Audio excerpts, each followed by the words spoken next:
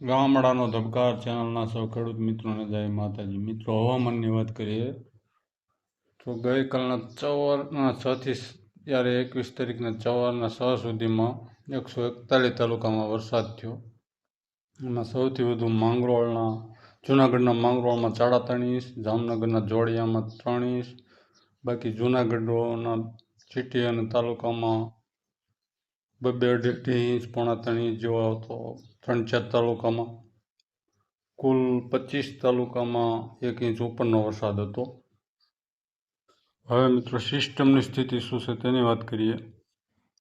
મિત્રો, પહેલાં આપણે આ સેટેલાઇટ વાદળો અત્યારમાં સવારમાં તમે જુઓ ક્યાંય રહ્યા નથી. આ ઉપલા લેવલના વાદળો છે. નીચલા લેવલના વાદળો આજે સૌરાષ્ટ્રના ઘણા વિસ્તારોમાં ચારા આવ્યા રાતે અને વહેલી સવારે વરસ્યા. પાણજોગ થઈ ગયા. હળવા મધ્યમ વરસાદ થયો ઘણી જગ્યાએ અને હજી પણ ચાલુ રહેશે.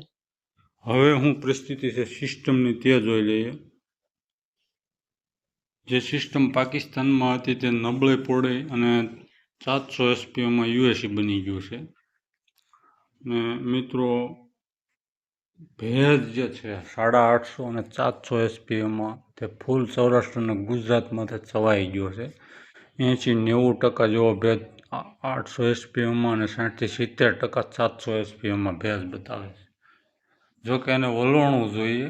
વલોણવું એટલે કે સિસ્ટમ, તે કોઈ સિસ્ટમ અત્યારે છે નહીં.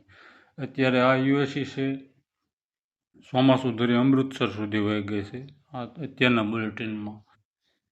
આવી પરિસ્થિતિમાં આપણા દેશી અનુમાન મુજબ એવું થઈ શકે કે આટલા ભેજ વચ્ચે યુએસી આ બને અને નીસું પણ આવી શકે. જોકે આ વિખાઈ જાય એવું દરેક મોડલો બતાવી રહ્યા છે. પણ આમાં શક્યતા એવી પણ થઈ જાય કે આમાંથી યુએસી બની શકે અને સૌરાષ્ટ્ર ગુજરાતને સારો લાભ આપી શકે ભેજનું પ્રમાણ જોતાં. જોકે આ બની જ જાય એવું ફાઇનલ આપણે નથી કહેતા. એનું કારણ છે કોઈ મોડલ, કોઈ એજન્સી IMDએ તે જાહેર કર્યું નથી. આ તો એક સંભાવના વ્યક્ત કરી રહ્યા છીએ. એટલો ભેજ છે, વલોણું નથી, તો આ ભેજમાં કોઈ સૂકા પવનો ન ભળે એટલે આ ભેજ રહે અને તેને વરસવું પડે. પણ એ જો અને તો વાળી વાત છે, કારણ કે કોઈ એજન્સીએ જાહેર નથી કરીને આપણે કહી પણ ન શકીએ. પણ આ એક એવો માહોલ છે. હવે મિત્રો, આપણે આગળ વાત કરીએ તો અત્યારે દક્ષિણ ઓરિસ્સા આંધ્રપ્રદેશના કિનારે એક યુએસી છે, એક આચામ ઉપર છે, બીજા થ્રોંગ છે. ચોમાસું ધરી અત્યારે ઉપર વહી ગઈ અમૃતસર. હવે સિસ્ટમ મોડે પડીને યુએસી બની ગઈ એટલે આ પાકિસ્તાન વાળી ચોમાસું ધરી આગળ ગઈ. હવે મિત્રો, જે વાવાઝોડું છે તેની પરિસ્થિતિ આપણે જોઈ લઈએ તે શું છે ને શું થયું. મિત્રો, કાલે વાવાઝોડું હોંગકોંગના તટે ટકરાણું. તેમાં શું નુકસાન થયું તો એરપોર્ટો બંધ કરવા પડ્યા. 400થી 500 મકાનમાં નુકસાન થયું. 450 લોકો ઘાયલ થયા છે. ટ્રેનો, મેટ્રો બધું બંધ થઈ ગયું છે. અને સોશિયલ મીડિયામાં તો હવામાં માણસો ઉડતા હોય એવા વિડીયો પણ જાહેર થયા છે, પણ તે ખોટા છે. અત્યારે મિત્રો, હાનોંગની ખાડી છે ત્યાં આવ્યું અને ફરી મજબૂત થઈ અને વાવાઝોડું થશે અને 22 તારીખે તે વિયેતનામના તટે ટકરાશે. ફરી નબળું પડશે.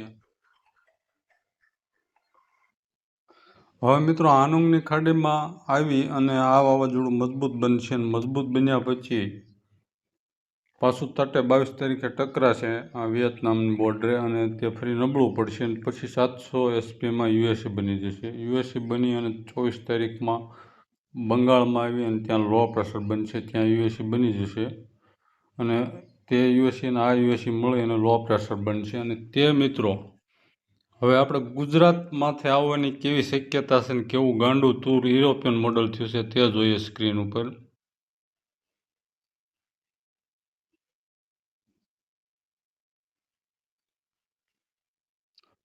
હા મિત્રો, 26 તારીખ છે.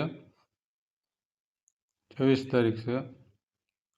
હા, તમે જુઓ મધ્યપ્રદેશના ભાગોમાં આવી ગયું છે. આ 27 તારીખ છે.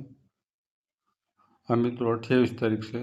તમે જુઓ જે આ પીળો છે એ મધ્યમ વરસાદ છે, ગુલાબી ભારે વરસાદ અને સફેદ અતિ ભારે વરસાદ જે લાલની વચ્ચે સફેદ છે તે 28-29માં ગાંડું તૂર થયું છે. IMDના ચાર્ટ ગઈકાલે ફરી ગયા હતા, આજના જોયેલા નથી, પણ જે અમેરિકન મોડલ છે તે આ પ્રમાણે વરસાદ બતાવતું નથી, પણ ફાઇનલ થતું જાય છે. અને અત્યારના હવામાન મુજબ અત્યારે શું પરિસ્થિતિ થઈ એમ છે આપણે ગુજરાત સૌરાષ્ટ્રમાં, તો જોઈએ તો મિત્રો ભેજ વધી ગયો છે, પણ નીચલા લેવલના વાદળો છે, ઉપલા લેવલના વાદળો નથી. એટલે ભારે અતિ ભારે વરસાદ નહીં, પણ હળવા મધ્યમ વરસાદની હજી પણ શક્યતા છે. અને આપણે આગળ વિડીયામાં શરૂઆતમાં જોયું તેમ યુએસી પણ બની શકે એની સંભાવના છે. કોઈ મોડલે કોઈ એજન્સીએ નથી કર્યું, પણ જે કાંઈ ભેજ આપણે જોયો એનું અનુમાન છે કે એટલા ભેજ વચ્ચે વલણું બની શકે. વલણ આવીને ભેજ પડે નહીં, કોઈ ચૂકા પવનો ભળે એવું હાલ લાગતું નથી. સિસ્ટમો તો દૂર થઈ ગઈ, છતાં કાંઈ ફારફેર રહેશે તો આગળ વિડીયો આપવામાં આવશે. ચેનલને સબસ્ક્રાઈબ કરજો, વિડીયોને લાઈક કરજો અને શેર કરજો. જય માતાજી.